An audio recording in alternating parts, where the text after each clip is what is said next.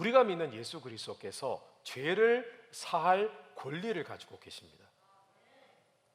다 알고 있어요. 그렇기 때문에 우리가 죄 용서 받고 구원함을 받은 것입니다. 자, 그런데 예수님께 죄를 사할 권리, 능력, 권능을 가지고 계시다는 사실은 우리에게 굉장히 중요한 영적인 메시지를 전해주고 있습니다. 우리는 그냥 하도 많이 들어서 알고 있고, 또 예수님이 죄를 용서하신다는 사실을 신학적으로 알고 있기 때문에 이것이 별로 큰 감흥이 없을 뿐이지, 사실은 이 사실은 어마어마하고 위대한 하나님의 사랑의 메시지를 우리에게 전해주고 있는 것이에요.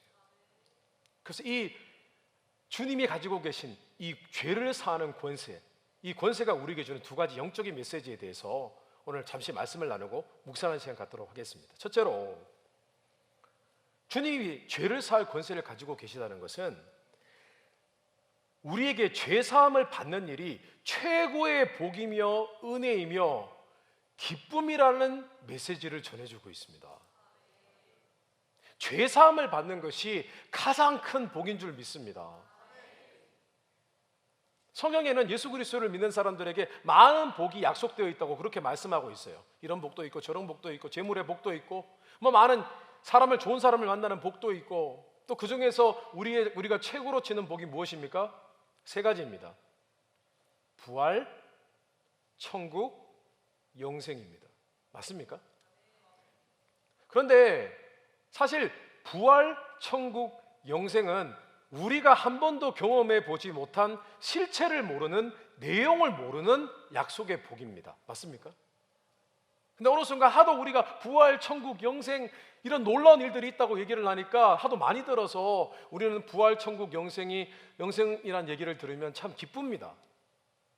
그러나 사실은 우리가 죄사함을 받았고 지금도 죄사함을 받고 있다는 사실이 우리에게는 가장 큰 기쁨이어야만 합니다. 왜냐하면 죄사함이 이루어지지 않는 곳에는 부활, 천국, 영생이 있을 수가 없기 때문입니다. 실제로 주님께서 우리를 위해 하신 모든 일은요, 부활, 천국, 영생을 만드신 것이 아니라 사실은 죄사함을 이루시기 위해서 하신 일들이었습니다. 심지어 우리가 예수님을 믿는 것도요, 그냥 예수님을 믿는 게 아니에요. 우리의 믿음은 주님께서 우리의 죄를 사하시는 것을 믿기 때문에 우리가 구원을 받은 것입니다. 하나님께서는 우리의 죄를 사하시기 위해서 천사를 보내지 않았습니다. 그냥 복음을 전달하기 위해서 천사라는 메신저를 보내시지 않았습니다. 하나님께서는 우리에게 죄를 사하시기 위해서 오직 죄의 권세가 있으신 분, 죄를 사할 권세가 있으신 분은 누구라고요?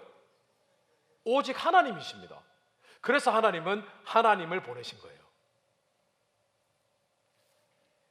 죄를 사할 권세를 가지신 분은 오직 하나님 한 분밖에 없기 때문에 하나님을 사람의 모습으로 우리에게 보내신 거예요.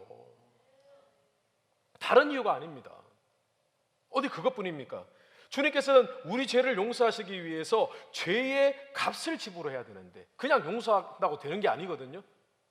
죄의 삭은 사망이라고 했습니다. 생명의 가치가 주어지지 않으면 죄는 용서받을 수 없습니다. 그래서 예수님께서 십자가에서 자신의 피를 흘리시고 자신의 목숨을 희생제물로 우리에게 주신 것입니다. 십자가의 보혈 없이는 영원히 용서받을 수 없습니다. 예수님께서 죄를 사할 권세를 가지고 계시다는 것은 이런 놀라운 의미가 담겨져 있습니다. 그런데요, 우리가 예수님을 믿게 된 것도 우리가 그냥 믿어서 구원받은 게 아니라 우리가 죄인임을 깨닫고 하나님 앞에 죄인임을 시인하고 우리의 죄로 인해서 우리가 멸망받을 수밖에 없다는 사실을 깨닫고 난 뒤에 겸손한 마음으로 오직 하나님의 은혜를 구했을 때 그 믿음으로 우리가 구원을 받은 것입니다. 성도 여러분, 우리가 그냥 예수님 믿습니다, 누군지도 모르고 무슨 일을 하신지도 모르면서 예수님을 믿어서 구원을 받는 게 아닙니다. 우리는 주님이 십자가에 달리시던 때에 구원받은 강도를 알고 있습니다. 기억하시죠? 예수님이 십자가에 달려 돌아가실 때 혼자만 달려 돌아가신 것이 아닙니다. 주변에 강도들이 있었습니다. 죄인들이 있었습니다. 우리는 그 사건을 생각하면서 이렇게 생각을 합니다. 와, 야, 마지막 죄인들이 끝자락에도 하나님의 은혜는 여전히 역사하여서 그냥 대충 하나님을 믿는다고 고백만 해도 천국 가는구나 라고만 생각을 합니다. 그런데 사실 그 상황을 지켜보면은 그렇지 않다는 것을 우리는 알 수가 있습니다. 누가복음 23장 39절에서 43절 현대인의 성경 번역 말씀을 우리가 함께 읽어보도록 하겠습니다. 같이 읽겠습니다. 함께 십자가에 달린 죄수 중 한 사람은 당신이 그리스도가 아니요 당신 자신과 우리를 구원하시오 하며 예수님을 모욕하였으나 다른 죄수는 그를 꾸짖으며 너는 똑같이 사형 선고를 받고도 하나님을 두려워하지 않느냐. 우리는 죄를 지었기 때문에 이런 벌을 받아도 싸지만 이분은 잘못한 것이 아무것도 없다 하였다. 그리고서 그가 예수님 당신의 나라에 들어가실 때 저를 기억해 주십시오 하자 예수님은 그에게 내가 분명히 말하지만 오늘 내가 나와 함께 낙원에 있게 될 것이다 하고 말씀하셨다. 강도가요 구원을 받은 것은요 그가 자신이 지금 사형당해서 죽을 만한 죄인이라는 것을 철저히 알고 그 예수님이라는 분을 보면서 예수님이 증거하신 천국에 관한 이야기를 듣고 그것을 믿음을 보태서 예수님을 믿었기 때문입니다. 그 안에 회개할 만한 믿음이 있었기 때문에 그가 구원을 받은 것입니다. 성도 여러분, 우리가 받은 이 구원, 죄 사함이라는 이 사실을 제외하고서 우리는 구원이 이루어질 수도 없고 구원을 받은 것도 아니라는 것입니다. 그래서 죄인에게 가장 큰 형벌은 가장 큰 고민은 형벌이고 가장 큰 기쁨은 죄를 사함, 용서함을 받은 것입니다. 성도 여러분, 무엇으로 기쁘십니까? 세상의 재미로 기쁘십니까? 노년을 멋있게 보내기 때문에 기쁘십니까? 우리의 최고의 기쁨은요 우리가 죄 사한 권세를 가지고 계신 예수 그리스도를 믿고 우리가 죄 사함을 받았다는 것이 우리의 최고의 기쁨이 되어야만 합니다. 우리가 성경 말씀을 통해서 많은 얘기를 들었습니다. 구원의 기쁨을 여러분 회복하십시오. 구원의 감격이 있어야 됩니다. 구원의 감격이 있으면 성경 말씀에 구원의 투구를 써라고 했는데 구원의 감격이 있으면 인생 가운데 아무리 고난스럽고 힘들어도 그걸 다 극복할 수 있다고 그렇게 배웠습니다. 근데 사실은요 구원의 기쁨이라는 것이 곧 죄 사함을 받은 기쁨이라는 사실을 알고 계십니까? 우리 모두는 정말 예수님을 우리가 만났고 은혜 체험을 했다면 이 기쁨과 감격을 다 알고 있습니다. 우리가 예수님을 만났습니다. 복음을 들었습니다. 십자가의 복음에 대해서 들었습니다. 그때 우리의 마음 가운데 큰 감동이 있습니다. 복음을 제대로 들으면요 감격이 있습니다. 성령님께서 우리의 마음을 만져주시기 때문이기도 하지만 그 복음이 깨달아지고 무언가 그 은혜 때문에 우리는 감격의 눈물을 흘립니다. 그래 보셨죠? 자, 그런데 우리가 받은 구원의 이 감격과 기쁨을 우리는 잘 해석할 수 있어야 됩니다. 저는 예수님을 만났을 때요 좀 독특하게 은혜를 경험을 했습니다. 하나님께서 제게 제 자신이 얼마나 죄인이고 못돼 먹었고 얼마나 어두움 가운데 있는지를 하나님께서 보여주셨습니다. 그리고 하나님께서 제 마음을 죄 안에 있는 죄악된 생각과 마음을 깨끗게 하시는 은혜를 제가 경험을 했습니다. 그때 제가 세상에서 경험할 수 없는 평강과 기쁨을 경험을 했습니다. 너무 좋아가지고요 너무 기뻐가지고 계속 울었습니다. 근데 그때 제가 깨달았어요. 내가 지금까지 마음이 불편하고 답답하고 했던 것이 그냥 세상의 삶에서 주어지는 스트레스 때문이 아니라 내 영혼이 나도 모르는 사이에 죄악 가운데 눌려 있어서 내 인생이 그렇게 힘들고 내 마음이 그렇게 주눅들었었구나. 그런데 내가 하나님의 은혜로 죄 용서함을 받고 내 마음이 깨끗해졌기 때문에 내가 이런 자유와 기쁨을 누리는 거라는 사실을 깨달았습니다. 성도 여러분, 우리가 우리 안에 구원의 기쁨과 감격이 있는 줄 믿습니다. 이것은요, 다른 기쁨과 감격이 아니라 우리 영혼이 죄로부터 자유함을 경험했기 때문에 누리는 기쁨인 줄 믿습니다. 그런데 다윗도 그것을 알았어요. 시편 51편 10절에서 12절에 이런 말씀이 있습니다. 다윗이 이렇게 고백합니다. 하나님이여, 내 속에 정한 마음을 창조하시고 내 안에 정직한 영을 새롭게 하소서. 나를 주 앞에서 쫓아내지 마시며 주의 성령을 내게 거두지 마소서. 주의 구원의 즐거움을 내게 회복시켜 주시고 자원하는 심령을 주사 나를 붙드소서.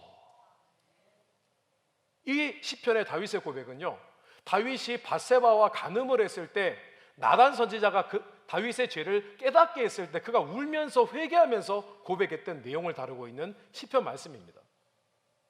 그런데 다윗이 이렇게 고백을 합니다. 내 속에 정한 마음, 깨끗한 마음을 회복시켜 주십시오.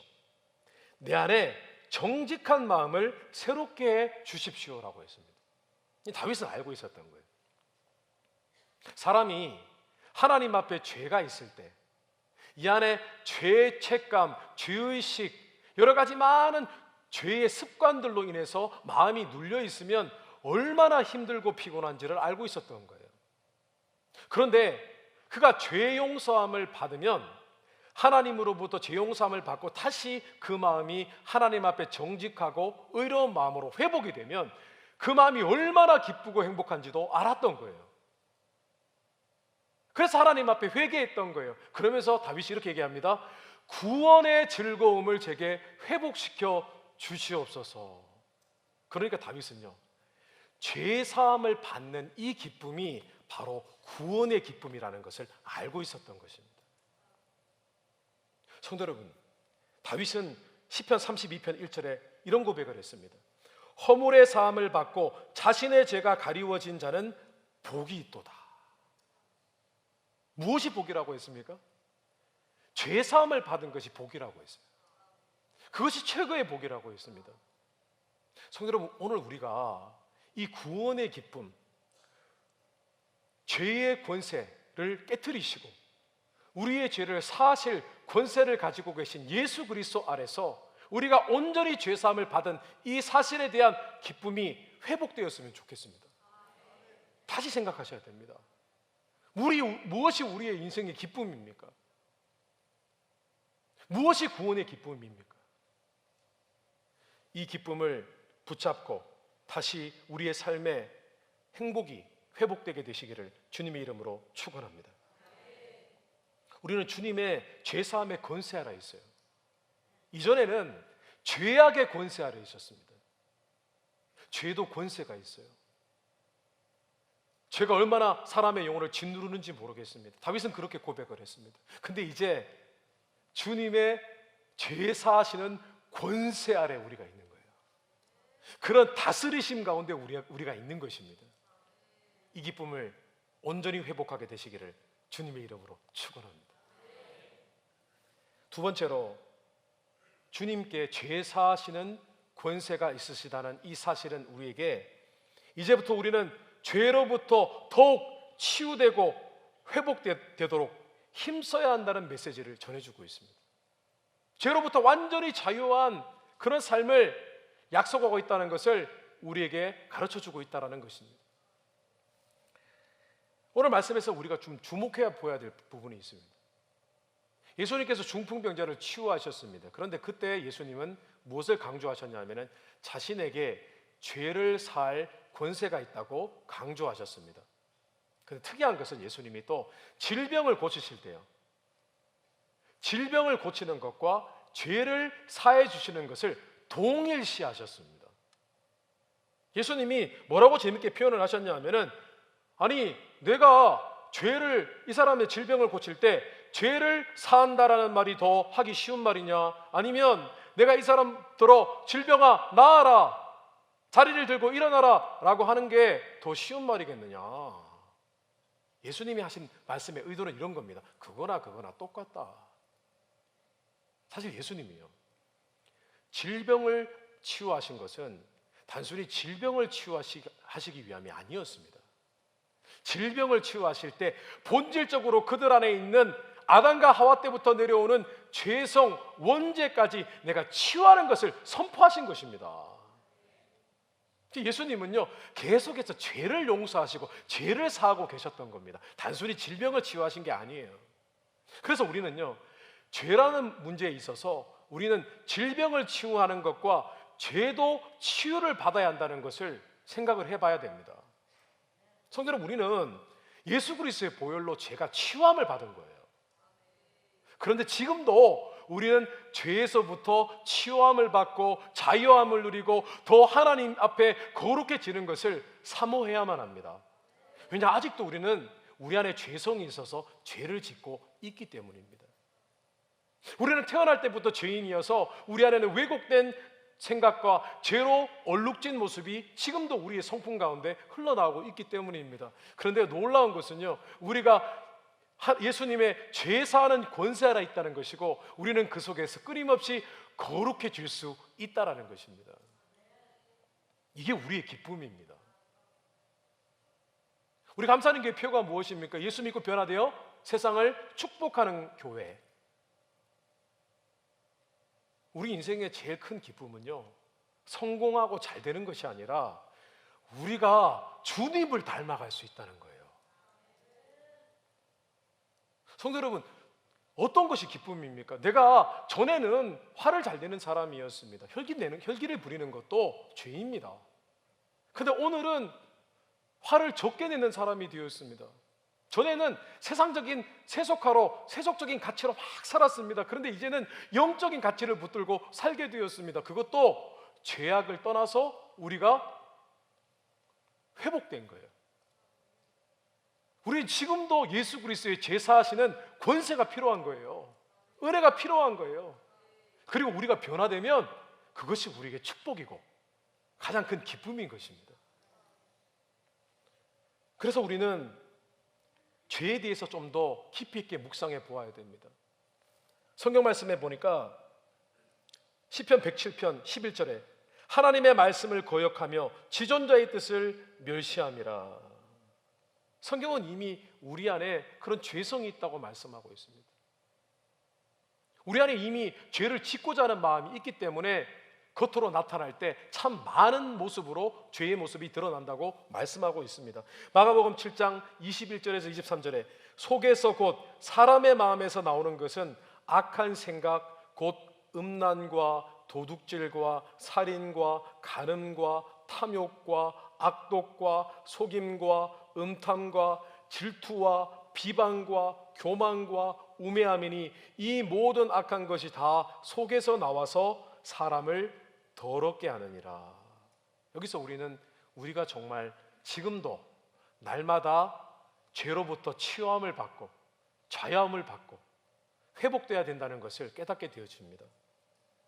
그리고 우리는 지금도 마귀가 어떻게든 우리를 죄를 짓게 하고 타락하게 하고 하나님과 멀어지도록 한다는 것도 잘 알고 있어야 됩니다. 히브리서 3장 12절에서 13절 현대인의 성경 번역에 이런 말씀이 있습니다. 형제 여러분 가운데서 믿지 않는 악한 마음을 품고 살아계신 하나님을 떠나가는 사람이 생기지 않도록 조심하십시오. 여러분은 오늘이라는 시간이 있을 동안에 매일 서로 권면하여 아무도 죄의 유혹으로 못된 고집을 부리지 않게 하십시오. 초대교회 사람들은요, 형제 자매끼리 서로 권면을 했습니다. 그렇게 생각하는 것은 죄입니다. 그렇게 행동하는 것은 하나님이 기뻐하시지 않습니다. 우리는 죄사함을 받아야 되고 더 거룩해져야 됩니다 라고 권면을 했다라는 것입니다. 여기서 우리가 여전히 죄의 유혹과 시험에 노출되어 있다는 경각심을 가져야 됩니다. 그리고 우리는 죄가 지금도 우리를 엄습하고 있고 그것이 어떻게 하나님과 우리 사이를 내어놓고 사이가 멀어지게 하는지도 깨달아야만 합니다. 이사야서 59장 2절 현대인의 성경 번역에 너희 죄가 너희를 하나님과 분리시켜 놓았기 때문에 그가 너희를 외면하고 너희 부르짖음에 귀를 기울이시지 않는 것이다. 성경은 죄가 믿는 자의 양심과 마음을 더럽히고 그렇게 되어지면 그가 하나님과 영적으로 교통하는 일이 어려워진다고 말씀하고 있습니다. 저는 흥미로운 사실이 한 가지가 있습니다. 예수님은 질병을 고치시는 것과 치유하시는 것과 죄의 문제를 치유하시는 것을 똑같다고 말씀을 하셨습니다. 근데 실제로 그렇습니다. 우리가 알고 있는, 갈수록 노화가 되고 나이가 들고 우리가 경험하고 있는 이 모든 질병의 증상들이 사실은 죄의 결과와 매우 닮아 있습니다. 오늘 본문 말씀에 나와 있는 중풍병, 어떤 병입니까? 중풍병은 혈관이 막히는 병입니다. 뇌의 혈관이 막히는 뇌출혈이 생긴 병입니다. 죄가 하나님과 우리 사이를 막습니다. 가로막습니다. 교제를 가로막습니다. 흡사하지 않습니까? 류마티스라는 질병이 있습니다. 류마티스가 어떤 질병이냐면은 자신의 몸의 이뮤 시스템, 면역 체계가 자신을 스스로 적으로 알고 공격하는 그런 질병입니다. 죄도 마찬가지입니다. 사람이 결국 죄를 짓고 자기 자신의 죄가 자신을 공격하고 집어삼키는 것이 바로 죄의 결과입니다. 어디 그것뿐입니까? 암이라는 질병도 있습니다. 암이 무엇입니까? 통제불능의 세포입니다. 분명히 내 안에서 자라는 세포인데 이 세포는 나의 건강한 세포들을 도리어 공격을 합니다. 자기 자신을 죽이는 것입니다. 통제가 되지 않습니다. 죄도 마찬가지입니다. 우리가 습관적인 죄에 빠지면은 그 죄는 통제불능 상태가 됩니다. 우리의 영혼과 우리의 마음을 장악합니다. 그리고 우리를 망가지게 합니다. 이런 사실을 생각할 때 우리는 죄의 무서움을 알아야 되고, 우리는 지금도 하나님 앞에 성령의 능력에 의지하여서 회개하는 삶을 살아야 되고, 이 속에서 우리가 계속해서 끊임없이 거룩함과 주님을 닮아가는 삶을 추구해야 된다는 것을 우리는 기억해야만 합니다. 오늘 예수님이 다시 말씀드리지만은 이 질병의 치유와 죄사함을 동일시 여기신 것에서 우리는 반드시 기억해야 됩니다. 우리가 지금도 주님의 죄사함이 없이는 살아갈 수 없구나. 그러나 지금 우리는 더욱 변화될 수 있구나. 더욱 거룩해질 수 있구나. 이것이 우리의 기쁨과 삶의 목적이 되어야만 합니다. 성경은 성령 하나님께서 우리를 위해 하시는 일이 죄를 깨닫게 하시는 일이라고 말씀했습니다. 요한복음 16장 8절에 그가 와서 죄에 대하여, 의에 대하여, 심판에 대하여 세상을 책망하시리라 라고 했습니다. 우리가 만약에 성령을 가지고 있는 사람이라면 우리는 날마다 죄를 깨달을 수밖에 없습니다. 내가 오늘도 욕심을 냈구나. 이것은 하나님이 기뻐하시지 않는 일인데, 내가 지금도 탐심을 가지고 있구나. 지금도 내가 음욕을 품고 있구나. 이런 것들을 깨닫게 되어집니다. 그때 우리는 주저없이 예수 그리스도의 보혈의 능력을 힘입어서 우리는 하나님 앞에 회개함으로 나아가야 됩니다. 에베소서 1장 7절에 성경은 우리는 그리스도 안에서 그의 은혜의 풍성함을 따라 그의 피로 말미암아 속량 곧 죄사함을 받았느니라고 했습니다. 예수 그리스도의 보혈은요, 지금도 우리의 죄를 용서하실 능력이 있으시고 우리의 죄를 막으실 능력이 있으십니다.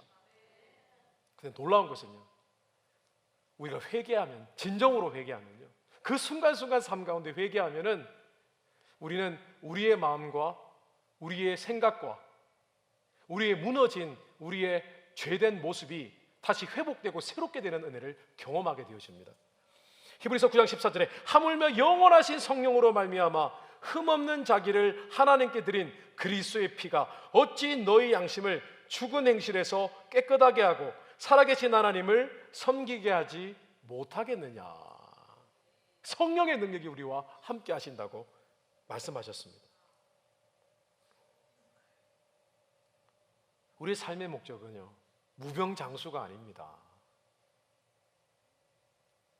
우리의 삶의 목적은 우리가 예수 그리스도의 죄사하시는 권세 아래 살면서 끊임없이 하나님 앞에 죄사함의 은혜를 누리고 살아가면서 그 가운데서 더욱 거룩하신 주님을 닮아가는 것입니다.